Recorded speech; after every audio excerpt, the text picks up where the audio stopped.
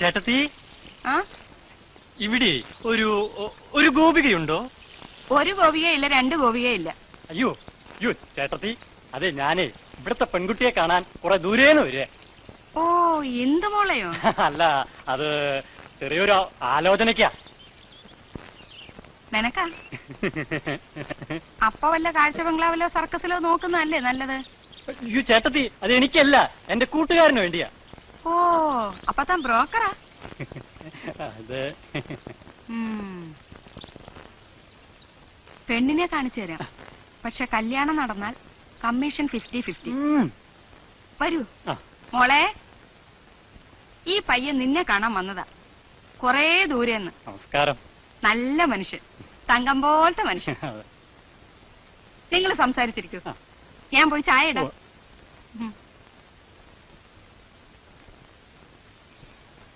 എല്ലാം ഞാൻ കേട്ടു.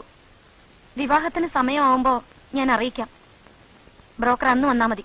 അയ്യോ, ഞാൻ ബ്രോക്കർ അല്ല, അത് ഞാൻ ചുമ്മാ ഒരു പുളു അടിച്ചതാ നിങ്ങളെ ഒന്ന് മുട്ടാൻ.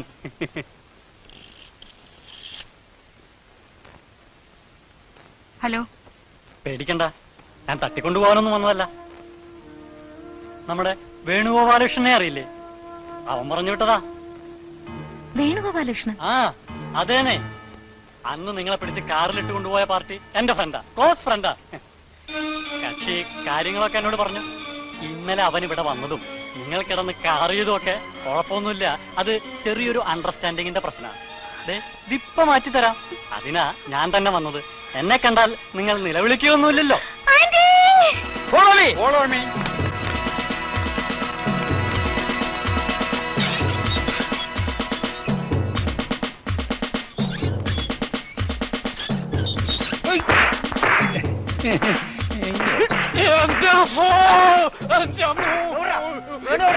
എനിക്കറിയില്ല സാറേ, അയ്യോ എനിക്കറിയില്ല സാറേ.